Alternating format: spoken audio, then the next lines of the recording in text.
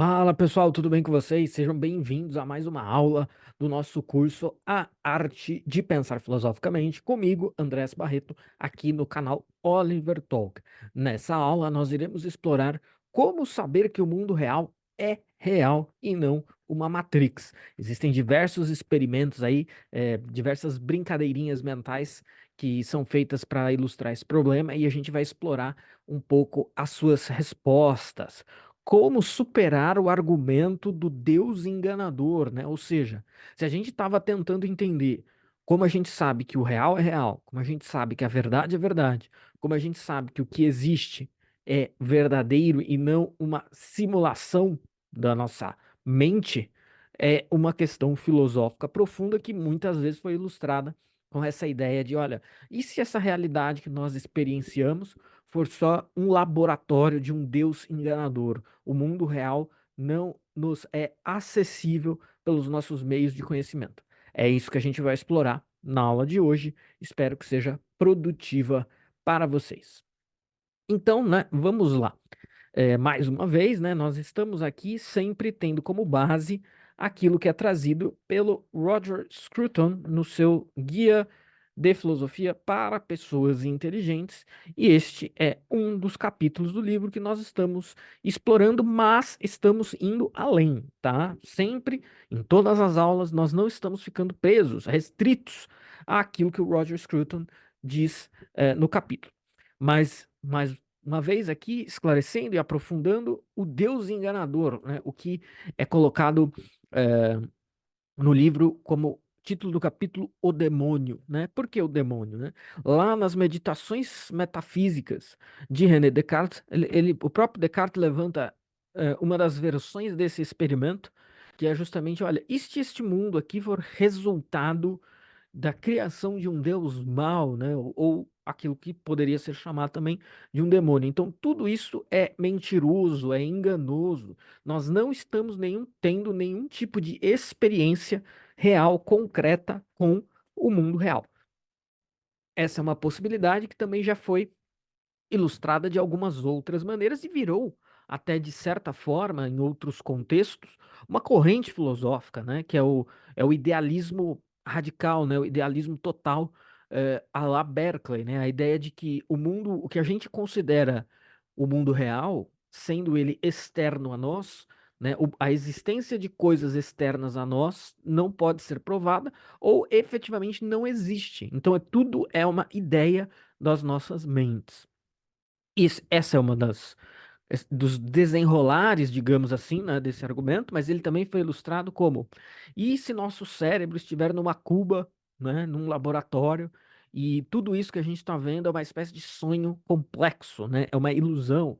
E se nós estivermos vivendo numa Matrix, que é mais ou menos o mesmo argumento da Cuba, mas que coloca lá a referência imagética do filme Matrix, né, muito trazida para as reflexões filosóficas e hoje já se desenvolveu aí em outras reflexões, como a ideia da Blue Pill e da Red Pill, né? Mas enfim, a Red Pill seria aquela pílula que seria capaz de nos tirar desta realidade envolta por engano, né? Seria uma espécie de exorcismo desse demônio enganador e que nos faria ver o mundo real. Então, o problema filosófico em questão aqui é esse: como que a gente supera esse tipo de experimento mental, né? É o que está sendo colocado. E uma coisa que eu quero que vocês percebam é que esse curso aberto, a arte de pensar filosoficamente, ele está organizado por temas. Então, ele não é um curso de história da filosofia, mas ele é um curso, a gente poderia chamar de problemas filosóficos, mas ele é um curso de filosofia, né?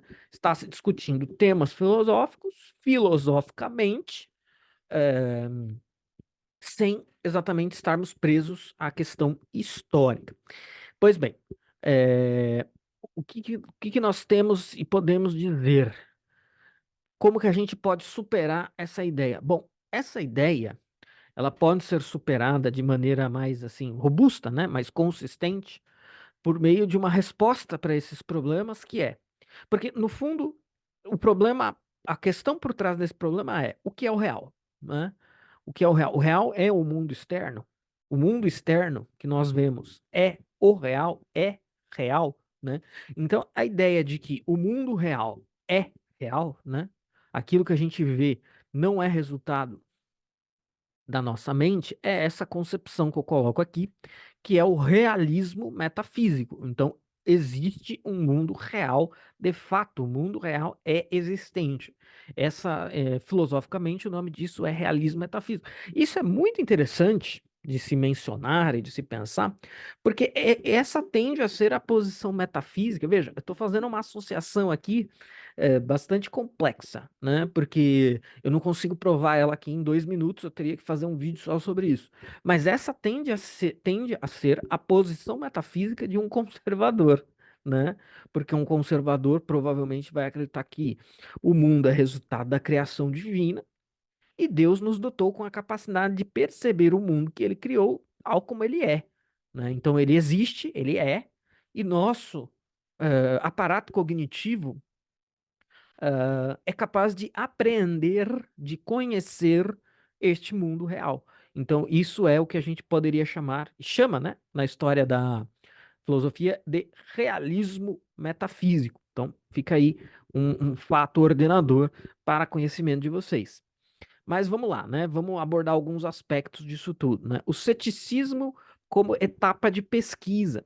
Em Descartes, né, quando aparece lá nas meditações metafísicas, na primeira meditação, nos primeiros parágrafos, o Descartes levanta esse experimento mental, né? Experimento mental é uma terminologia que a gente usa em filosofia hoje, tá? É uma terminologia da filosofia contemporânea. Descartes não usou essa terminologia, mas nós podemos usar. O que é um experimento mental? É literalmente o que o nome diz, né? Não é um experimento das ciências duras que você vai para o laboratório fazer medidas, né, testes, nada disso. O experimento mental é uma ideia que você propõe e testa na sua própria mente.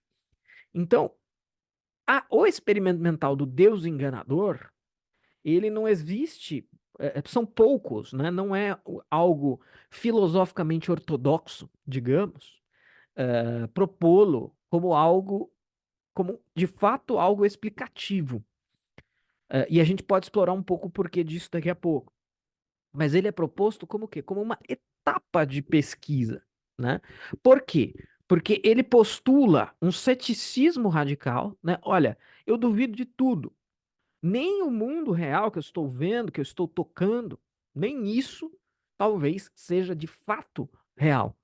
Como eu supero esta crença, né? Como eu supero esse grau de ceticismo, né? Em Descartes, esse movimento é muito claro, né? Ele quer começar daí, justamente para poder lá na frente dizer que ele superou o nível mais alto, mais radical de ceticismo, tá? Então, isso funciona como uma espécie de etapa metodológica da filosofia.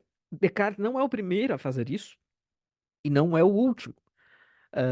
O ceticismo, ele parece que é um dos, para muitos filósofos, o ceticismo é o primeiro desafio a ser enfrentado, né? Então, o primeiro desafio a ser enfrentado pelos filósofos, né, aqueles robustos ou aqueles que propuseram sistemas filosóficos ou que propuseram algum tipo de abordagem original na filosofia, tentaram promover uma superação do ceticismo no início do seu empreendimento, tá?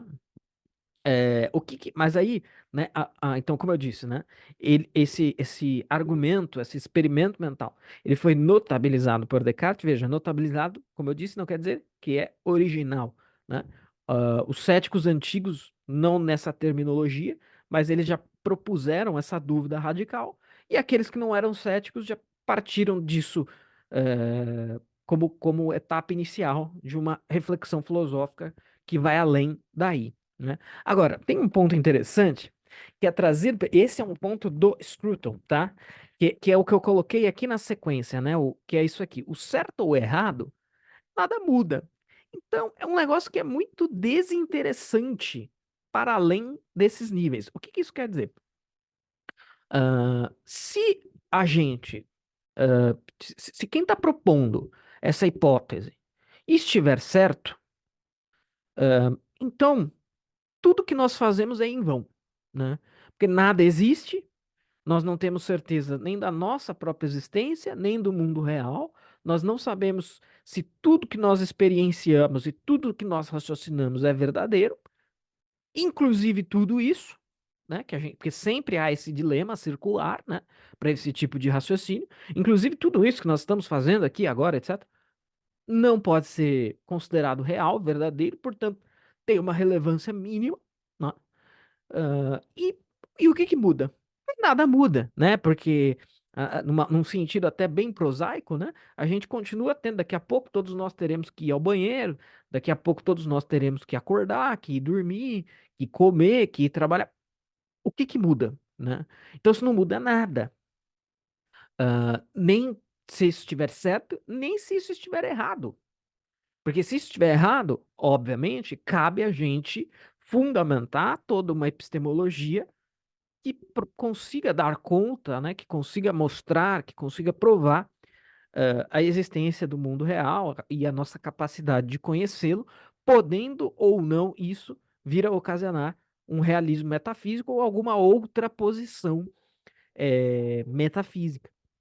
Então, qualquer movimento desse tipo de raciocínio para além de um mero experimento mental não é interessante, porque não muda nada, né? Não muda absolutamente nada.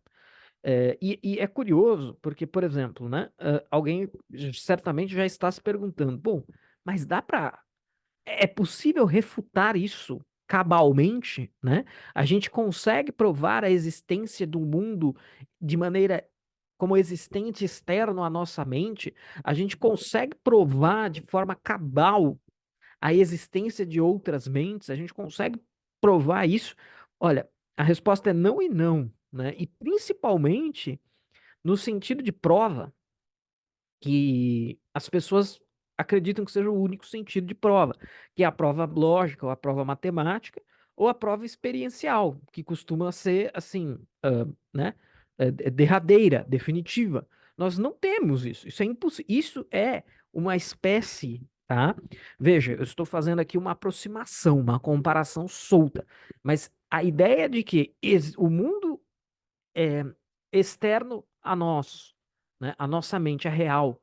E a existência de outras mentes que não apenas a nossa são espécies de axiomas filosóficos, metafísicos, epistemológicos, que nós precisamos presumir para a gente não ficar nesse marasmo do nada muda, né? Caso isso esteja certo. E caso esteja errado, todos os problemas continuam de pé, continuam vivíssimos para serem resolvidos. Então, assim, não existe prova cabal contra isso. Tal como na matemática os axiomas não se provam, esse tipo de coisa também não se prova exatamente. Embora a gente consiga, olha, tudo seria uma coincidência muito grande, né? Caso não houvesse existência, né, real, concreta, né? As coisas seriam, né? Poxa, mas eu sinto fome.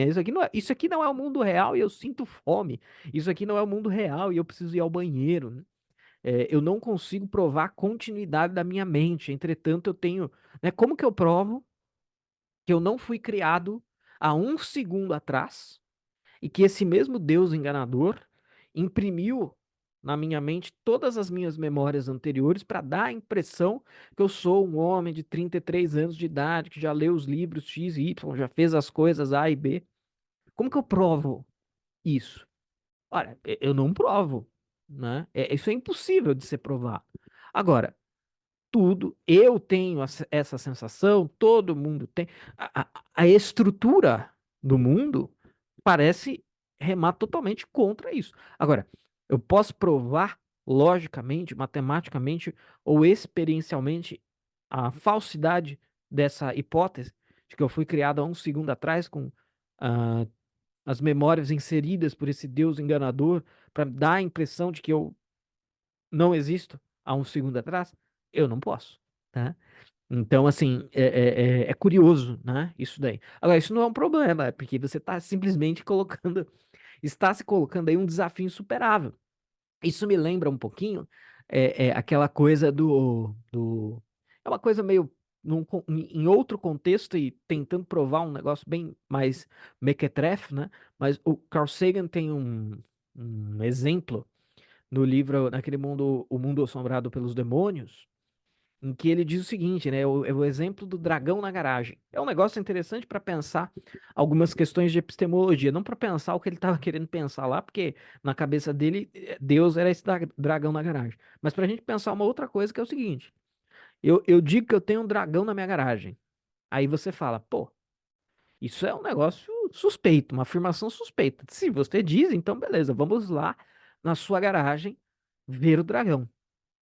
Ah, não, mas o dragão é invisível. Ó, eu vou fazendo mudanças, né, ad hoc, até o limite do improvável, até o limite do ser impossível provar de qualquer maneira a inexistência do dragão. Por quê? Eu falo que vou ver, eu digo que é invisível. Ah, bom, tudo bem. Então, esse dragão, ele, apesar de invisível, ele deve ter peso. Então, eu vou colocar uma balança no chão, que ocupe todo o chão, pra gente ver quanto pesa esse dragão. Não, mas o dragão é imaterial. Putz, mas então então ele também não tem temperatura, né? Eu não posso observá-lo com lentes térmicas, eu não posso pesá-lo, eu não posso vê-lo. E aí você vai fazendo todas as modificações possíveis até um ponto em que seja impossível provar a inexistência do dragão. Ah, esses experimentos mentais do Deus enganador, da Matrix, ou termos sido criados há um segundo atrás, com a impressão de termos memória para a gente achar que viveu tudo que viveu, tudo isso são situações como essa. Elas são insuperáveis pelo campo da prova. Tá? Avançando aqui e trazendo um pouquinho do argumento do Scruton, ele, ele traz aqui uma coisa bastante interessante também, que é o seguinte: ah, tal como nada muda, se alguém estiver propondo a sério e não como um ponto de partida para uma reflexão epistemológica, ou seja, uma reflexão sobre conhecimento, é, nada muda, porque não tem o que fazer. Então, se tá certo, azar o nosso. E se tá errado, todos os mesmíssimos desafios de antes continuam de pé. E aí o Scruton coloca, né, que aquilo que é posto pelos desconstrucionistas, por exemplo, por todas as modas pós-modernas, né, o desconstrucionismo, o relativismo radical, etc. É a mesma coisa. Porque, por exemplo, o desconstrucionismo, ele é uma teoria de interpretação textual, né? Ele diz que os textos, eles não têm um significado objetivo, mas eles podem ter o seu significado desconstruído a ponto de nada significarem, de significarem qualquer coisa. Bom, mas se você levar isso a sério, a linguagem toda é impossível.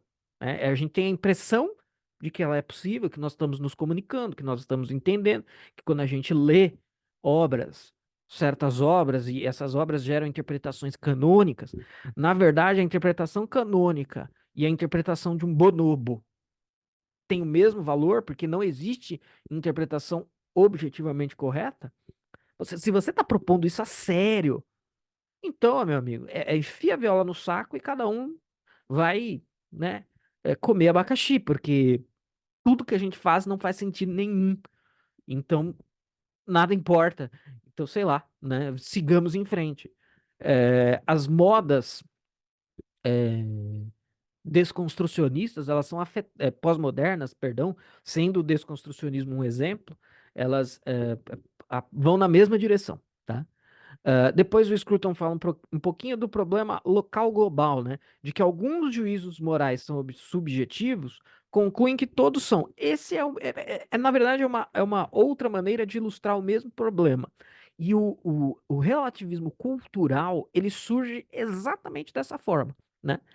Os antropólogos, quem quiser ter um panorama disso, procura aqui no canal a série que a gente fez, que eu fiz, né, mas promovida aqui pelo canal, sobre os modernos degenerados, o episódio da Margaret Mead, né, que foi uma antropóloga americana que foi lá para as Ilhas Samoa, né, se eu não me engano, fazer uma investigação sobre o comportamento dos samoanos, né, e etc.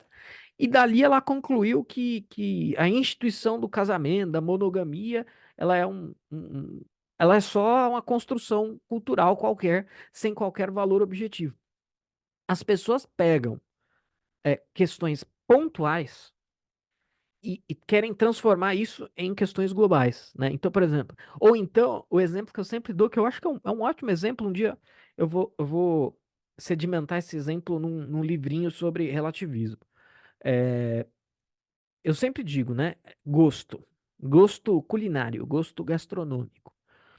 O exemplo é propositalmente bobinho, tá? Eu gosto de suco de laranja, você gosta de abacaxi. Bom, o que que nós fazemos com isso? Quando eu vou no restaurante, na minha casa, eu tomo o meu suquinho de laranja, você toma o seu de abacaxi. Isso são questões subjetivas, né? Ou seja, a verdade disso depende do sujeito. Para mim, enquanto sujeito, é laranja, para você, enquanto sujeito, é abacaxi. E acabou, vamos todos para casa felizes. Problema resolvido. Aliás, sequer é um problema. Agora, isto é uma coisa pontual, de um contexto muito específico. A gente saltar disso para todos os juízos morais, estéticos, gastronômicos, científicos são subjetivos é um erro, né? Que é a falácia metonímica, né? É quando você julga o todo pela parte. Isso daí é uma deficiência de raciocínio que já foi diagnosticada por Aristóteles, né?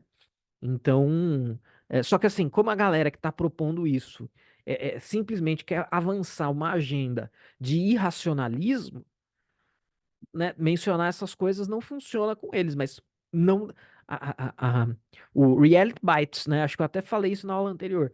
A realidade prevalece, né? Ela morde, ela não se deixa levar por esse tipo de abobrinha de pensamento. E aí a gente volta, né? Agora, uma pequena citaçãozinha que eu trago aqui na sequência, que é uma convicção, pensamento ou frase é verdadeiro se corresponde à realidade. Isso, lembrem, na aula anterior, é isso que eu queria que vocês observassem, né? O curso ele vai ter uma sequência lógica.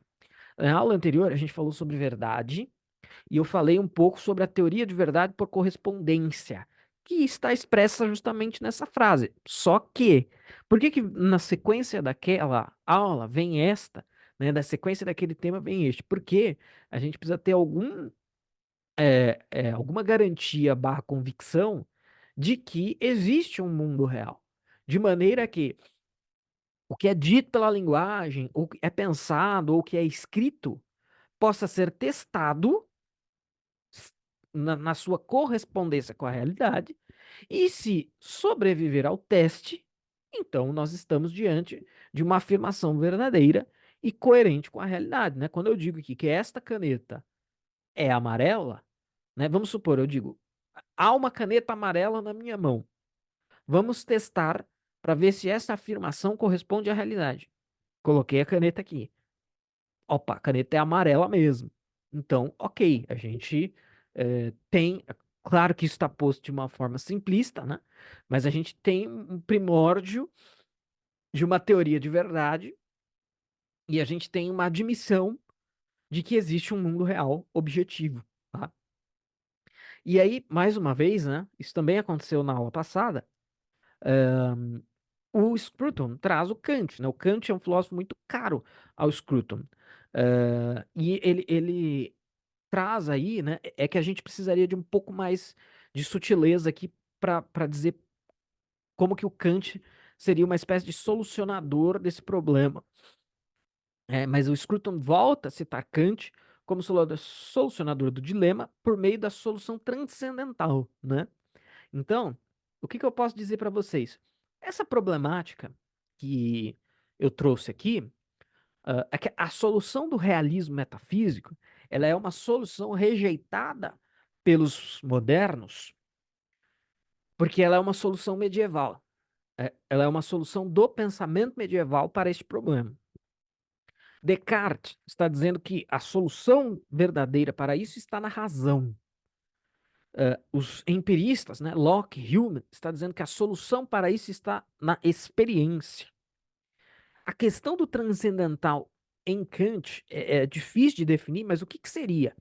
O transcendental de Kant é uma espécie de síntese do empirismo e do racionalismo como resposta para esses problemas, né? O Kant vai dizer que há elementos puros e racionais e há elementos empíricos, ambos são necessários e a gente precisa de alguma maneira sintetizar os dois para resolver de fato esse problema, né? E aí o Scruton traz o Kant como um possível solucionador disso. Uma outra solução que eu já mencionei é o realismo metafísico, que aí seria uma espécie de retorno, né? Se a gente quiser retornar aos papas, né, aos cânones disso, a gente teria que retornar primeiro a Aristóteles, não é Platão, é Aristóteles. A metafísica e a ontologia platônica oferta outro tipo de solução, né? E a São Tomás de Aquino, né, que recupera Aristóteles e recheia ainda mais o pensamento de Aristóteles. Tá?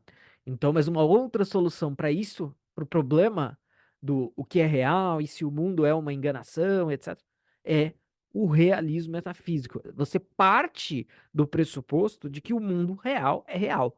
Como a metafísica trata do real como um todo, por isso que é realismo metafísico. Existe um todo que é real. Esta afirmação é uma afirmação metafísica, ela não é uma afirmação científica, né? Ela é uma afirmação metafísica. Então, quando eu digo afirmação, eu estou dizendo um pressuposto. Ela é um pressuposto metafísico. Você pode pressupor outras coisas, evidentemente que você pode pressupor outras coisas. Só que assim, a gente, no fundo, você tem pressupostos distintos, diversos, concorrendo, e aí a gente teria que partir para a discussão para ver qual é mais coerente, né? Qual pressuposto é mais coerente, né? Eu tenderia a dizer que o realismo metafísico é o mais coerente, mas obviamente que isso poderia ser problematizado de uma maneira muito tranquila.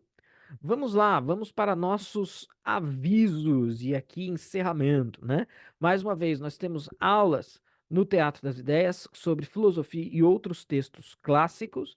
Vocês podem, né, assinar o Teatro das Ideias e aproveitar essas aulas. Curtam e sigam o canal. O canal agora, gente, ele está passando por uma pequena modificação, que é o seguinte: quando você deve, todos devem curtir e assinar, curtir e seguir o canal, e aqueles que assim puderem e que quiserem contribuir com a gente, etc., devem se inscrever. Agora nós temos planos de inscrição aqui no YouTube, onde quem for assinante vai ter alguns benefícios a depender do tipo de assinatura que você vai fazer. Dependendo do tipo de assinatura que você fizer, você vai ter os vídeos nossos aqui recebidos com antecedência. Você vai poder assistir eles antes do público em geral. E posteriormente, e aqueles que assinarem níveis mais altos terão acesso a conteúdos exclusivos, inclusive algumas aulas do Teatro das Ideias, tá bom? Então, considerem aí fortemente essa possibilidade para terem essas vantagens e também para nos ajudar. A gente sempre quer, tanto o Luciano e eu que trabalhamos aqui e trabalhamos fora, a gente gostaria de poder trabalhar mais aqui, mas trabalhar mais aqui depende diretamente do quanto a gente consegue arrecadar é, em, em, em termos concretos para a gente poder entregar mais e mais aqui para vocês. Esta aula vai ao ar uma vez a cada 15 dias. Então, daqui 15 dias vocês receberão uma próxima. E, por favor, deixem nos comentários sugestões de assuntos para serem abordados por nós aqui, não na série exatamente, mas no canal em geral. Nós faremos aí sempre vídeos a partir dos assuntos que vocês deixam e sugerem. Um forte abraço a todos, vejo vocês daqui a 15 dias e até lá, aqui no curso A Arte de Pensar Filosoficamente. Um abraço.